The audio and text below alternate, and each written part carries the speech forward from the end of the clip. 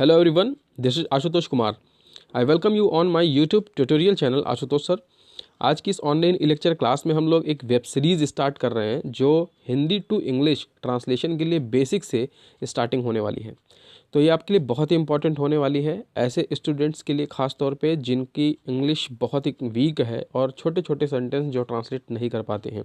तो अगर आप स्पीकिंग सीखना चाह रहे हैं, अगर आप एग्ज़ाम के पॉइंट ऑफ व्यू से देखना चाह रहे हैं या ट्रांसलेशन को सीखना चाह रहे हैं, तो उन सब चीज़ों के लिए आपके लिए बहुत ही इंपॉर्टेंट सीरीज़ होने वाली है. तो जितने भी इसके एपिसोड होंगे, अगर आप सीरीज़ में उसे स्टेप टू स्टेप देखेंगे और उसकी प्रैक्टिस करेंगे, तो आई एम वेरी श्योर कि आप बहुत जल्द ही हिंदी को अंग्रेज़ी में ट्रांसलेट करना सीख जाएंगे.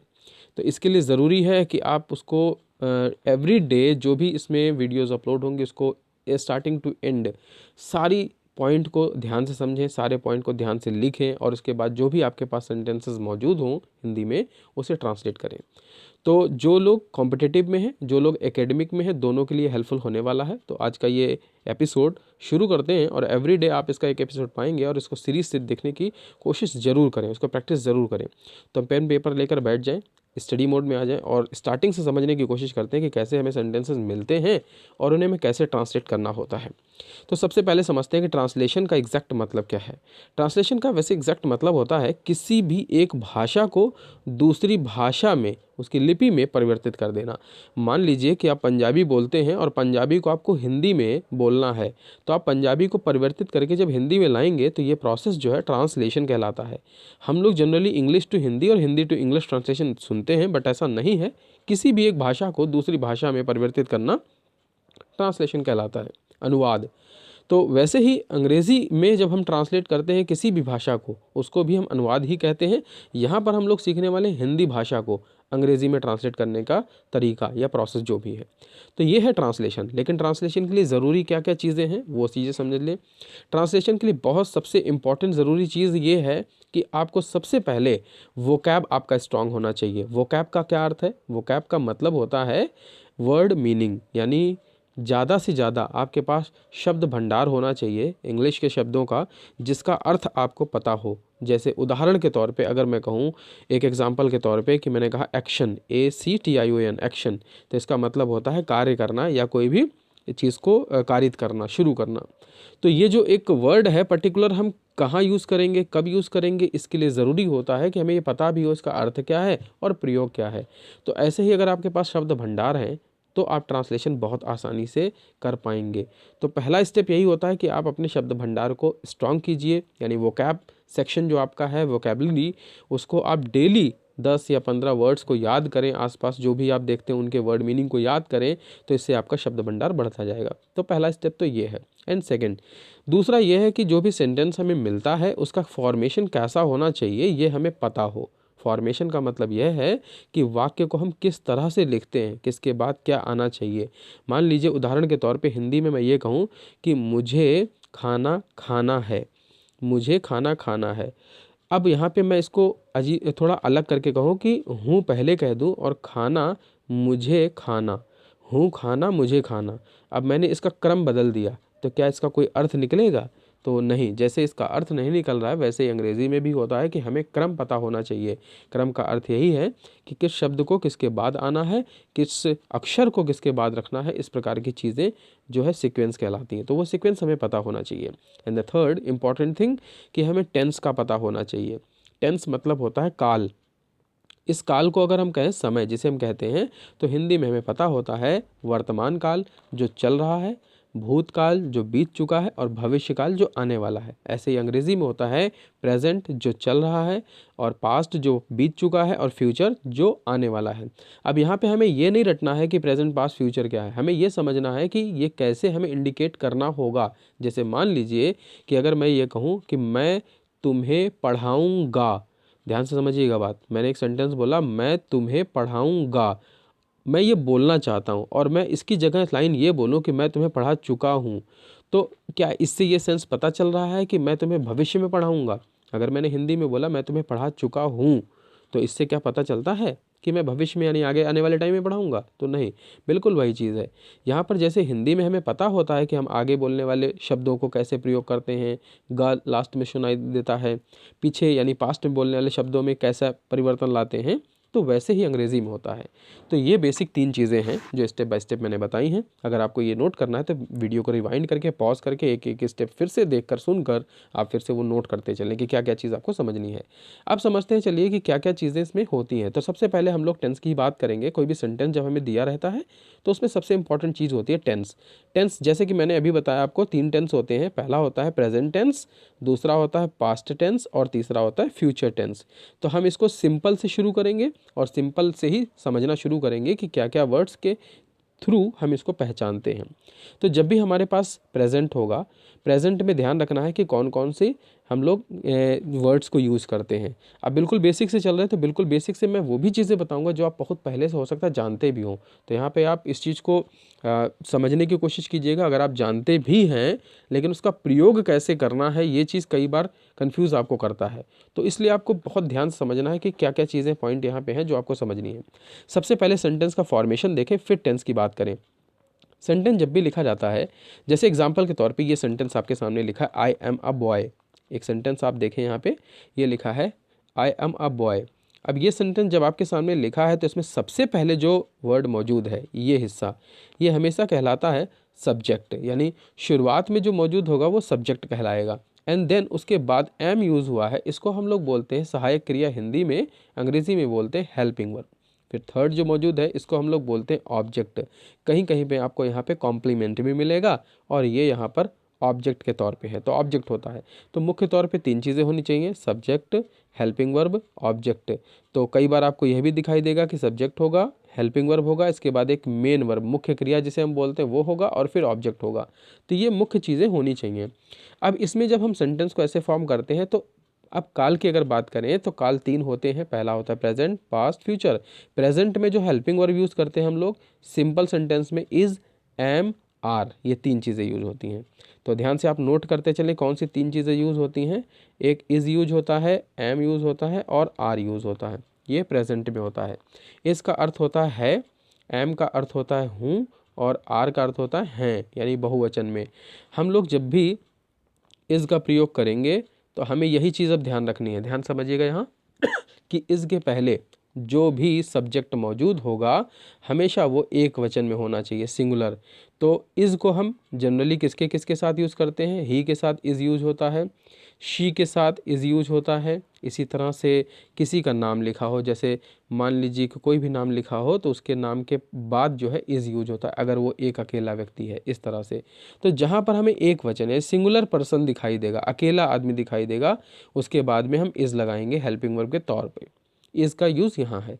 उसके बाद एम का यूज़, ए एम, एम का यूज़ हम आई के बाद ही करते हैं और कोई भी ऐसा केस नहीं है जहाँ पर हम एम का यूज़ करें। तो एम का यूज़ जनरली किसके बाद होता है, आई के बाद होता है।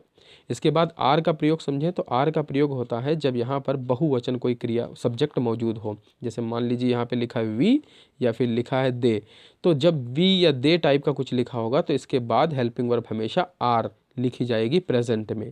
तो जब हम प्रेजेंट में होंगे तभी हमें ये करना है, यानी प्रेजेंट टेंस में यूज़ करना है। फिर वैसे ही होता है पास्ट में। पास्ट में 2 हेल्पिंग वर्ब होते हैं, एक वॉज और एक वर। ये सिंपल में अभी हम लोग चल रहे हैं, समझ रहे हैं। तो सिंपल में चीज़ें हमें समझनी है कि जब हम सिंपल सेंटेंस बोलते हैं तो क्या क्या रूल्स होते हैं उसमें टेंस के। तो जहाँ पर वॉज या वर लिखा होगा तो आप समझ जाएंगे कि वो टेंस वहाँ पर जो मौजूद है वर्ड्स, ये हमेशा पास्ट में सेंटेंस को बताते हैं, यानी ये पीछे की बात कर रहे हैं।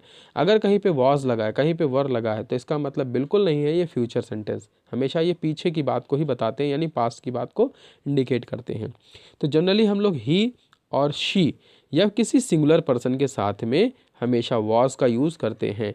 एंड देन इसी तरह से यू के साथ वर लगाया जाएगा, आई के साथ वॉज लगाया जाएगा। यहाँ पर ध्यान समझ लीजिएगा बात कि यू सामने वाला व्यक्ति, अगर आप किसी से कुछ कहना चाह रहे हो, सामने वाला व्यक्ति भले ही अकेला हो, लेकिन अगर यू का यूज़ किया है आपने तो यू के बाद आर ही लगाना है। यू के साथ कभी भी आप इज़ नहीं लगाएंगे।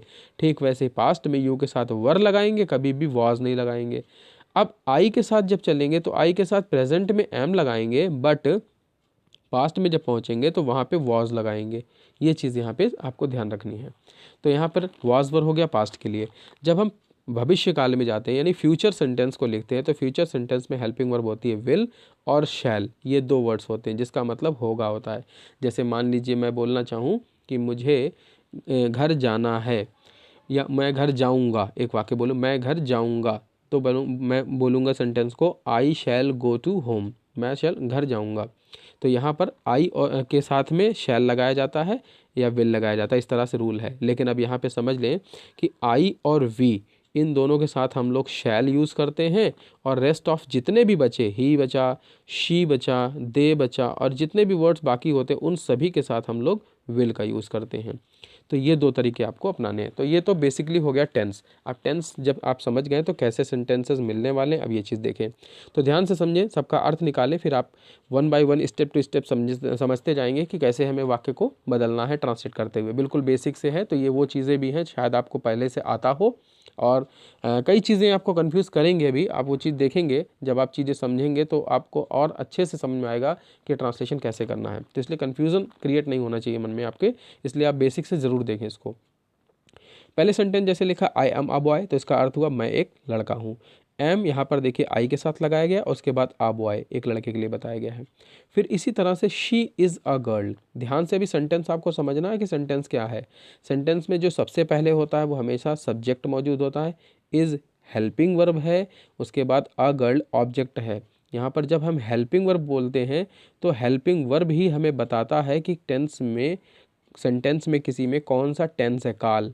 तो ये वर्ड आप ध्यान से समझ लीजिए, हेल्पिंग वर्ब ही हमें बताता है कि सेंटेंस के अंदर कौन सा टेंस मौजूद है, कौन सा काल मौजूद है, वो पास्ट है, प्रेजेंट है या फ्यूचर है। मान लीजिए यहाँ पर इज़ की जगह पे वॉज लिख दिया जाता तो यहाँ पर था का सेंस आ जाता जो कि पास्ट में है। इसी तरह से एम की जगह वॉज आ जाता तो भी ये पास्ट का सेंस देने लगता। तो ये चीज़ यहाँ पे आपको जाननी चाहिए। एंड देन नेक्स्ट सेंटेंस ऐसे है, यू आर अ टीचर। तो यू के बाद आर का यूज होता है। अब यू में अगर अकेला आदमी है तो भी आपको आर का ही यूज़ करना है, ये ध्यान रखना है। आप ऐसे कभी नहीं करेंगे कि सामने कोई एक आदमी खड़ा है, आप बोले यू इज़ अ टीचर, तो आपको यू के साथ हमेशा आर हेल्पिंग वर्ब भी फॉलो करनी है। तो ये फॉर्मेशन है जिसमें पहला वर्ड यहाँ पर हमेशा सब्जेक्ट कहलाएगा, और ये जो हेल्पिंग वर्ब मौजूद है यहाँ पर हेल्पिंग वर्ब है, और इसके बाद में जस्ट यहाँ पर ऑब्जेक्ट है। अच्छा, सब्जेक्ट क्या होता है, हेल्पिंग वर्ब क्या होता है, और ऑब्जेक्ट क्या होता है, ये भी आप क्लियर कर लीजिए।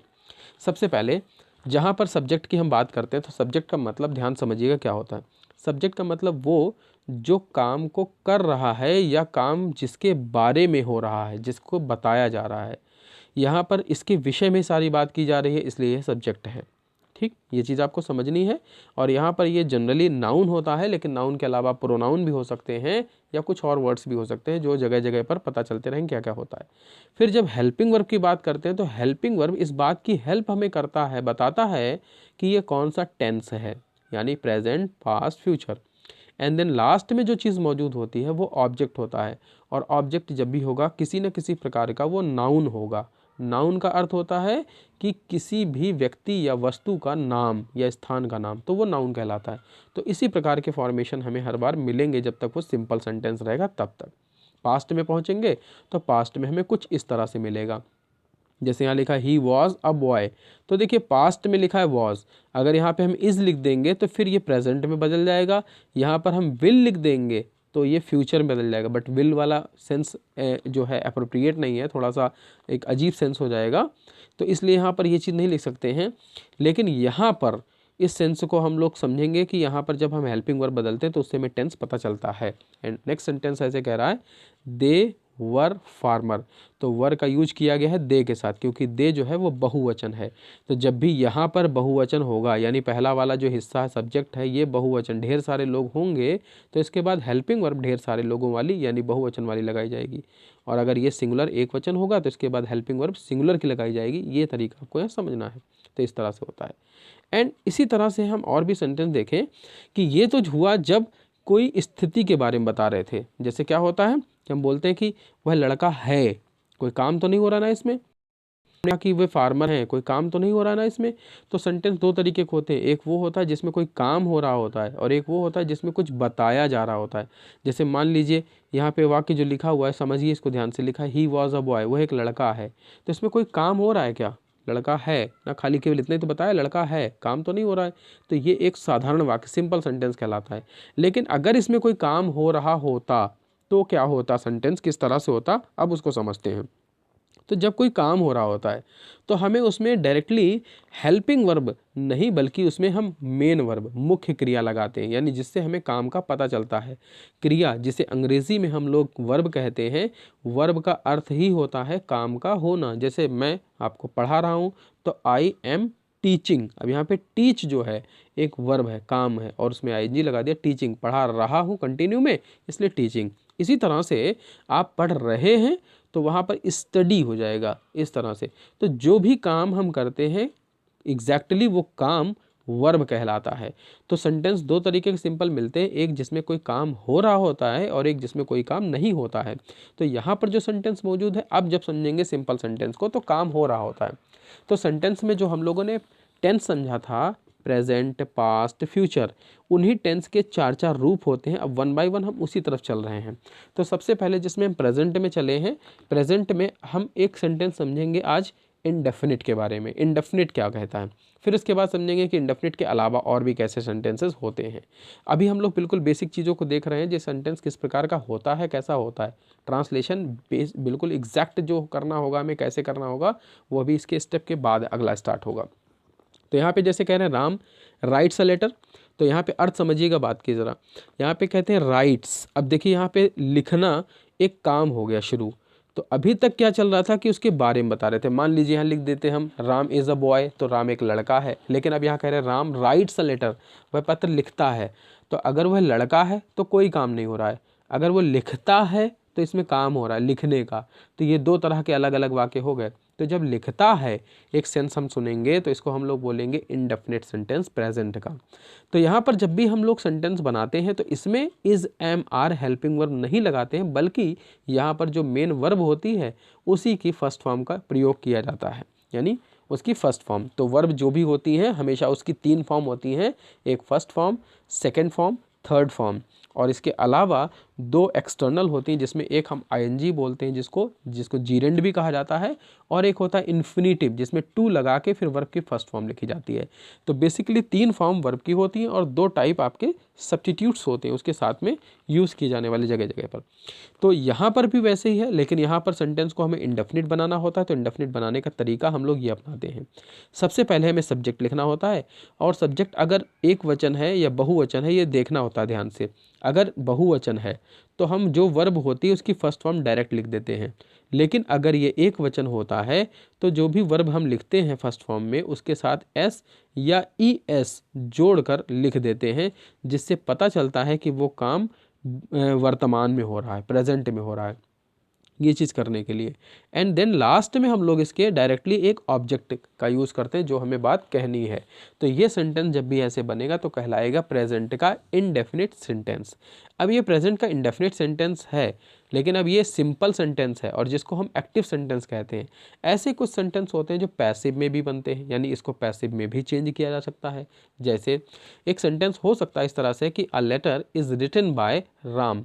अब अगर हम इसी सेंटेंस को पैसिव में चेंज करेंगे तो कुछ पैसिव ऐसे भी बनता है।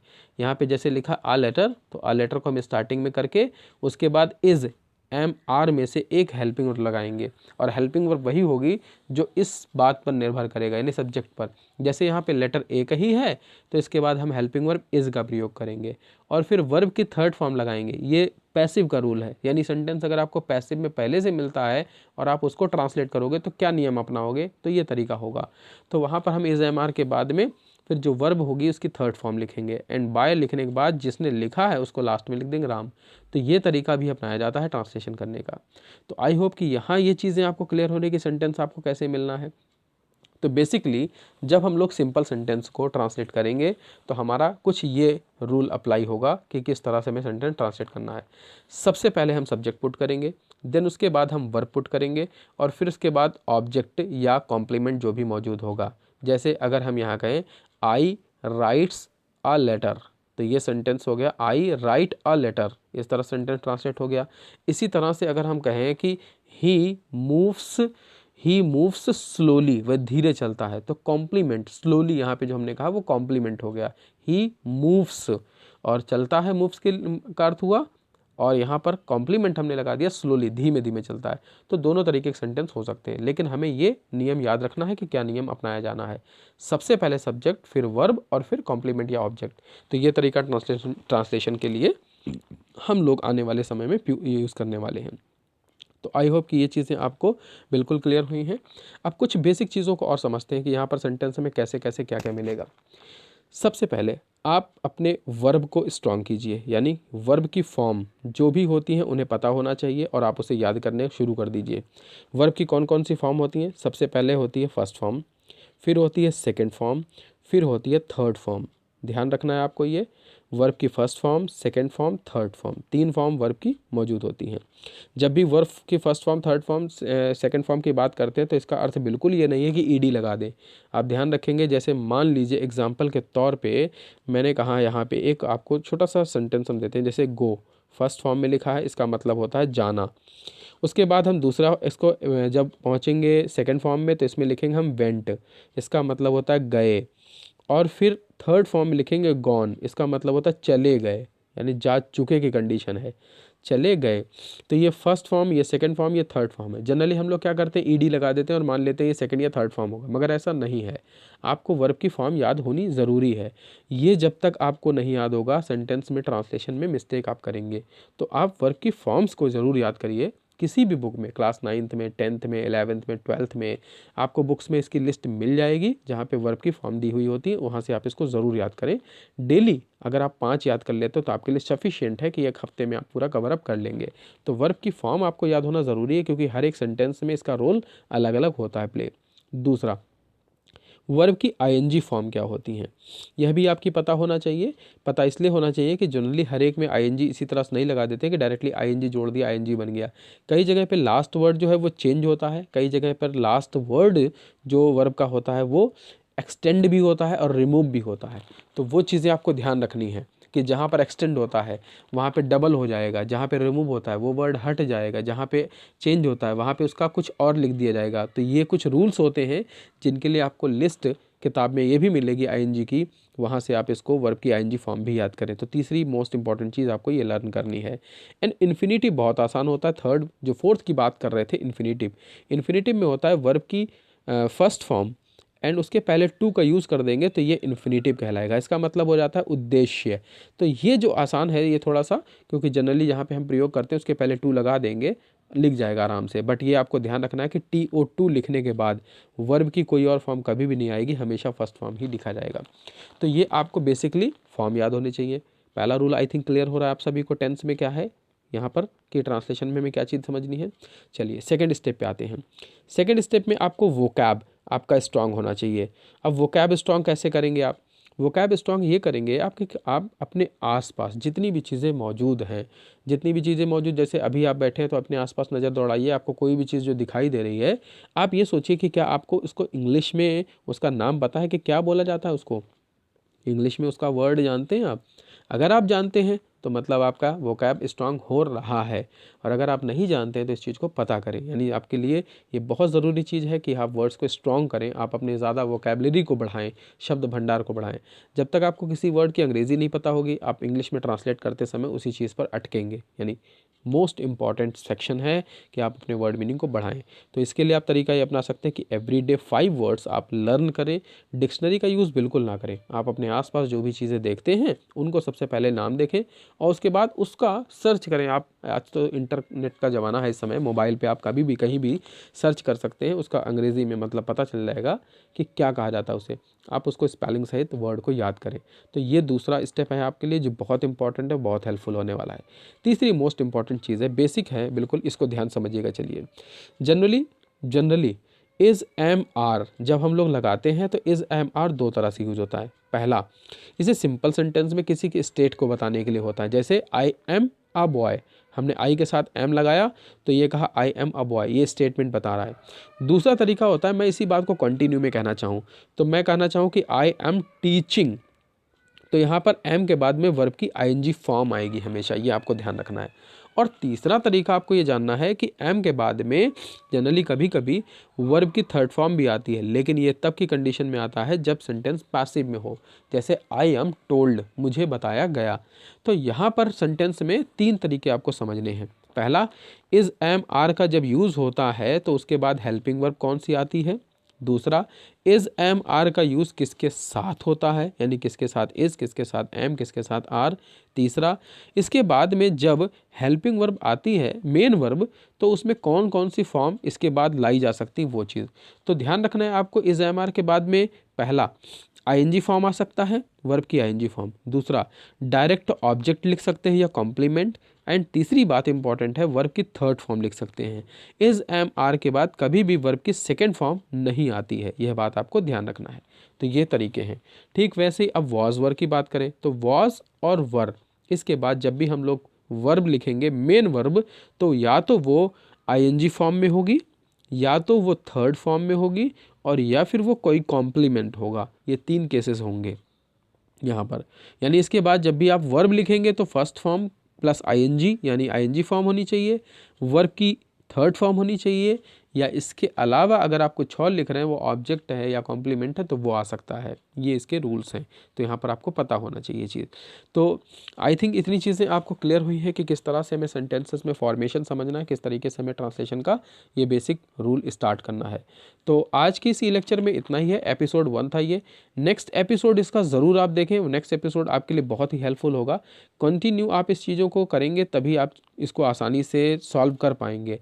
अगर आपको कोई भी मतलब आप वीडियो ने छोड़ दिया, आपने किसी भी सेक्शन को छोड़ दिया, तो ये पक्का है कि आप कहीं ना कहीं फिर से कंफ्यूज होंगे, फिर से आपको वही लगेगा कि मेरा जो है टॉपिक क्लियर नहीं हुआ है और मैं ये पे फिर से अटकने लगा हूँ। तो आप इस चीज़ को बिल्कुल ना करें। जो भी आप शुरू कर रहे हैं उसको कंटिन्यू करें, सारे एपिसोड देखें शुरू से फर्स्ट से लेके लास्ट एंड तक, तभी आपको चीज़ें ये क्लियर होंगी कि क्या आपको कैसे करना है। तो आई थिंक आज की इस ई लेक्चर क्लास में आप लोगों को बहुत सी चीज़ें क्लियर हुई होंगी।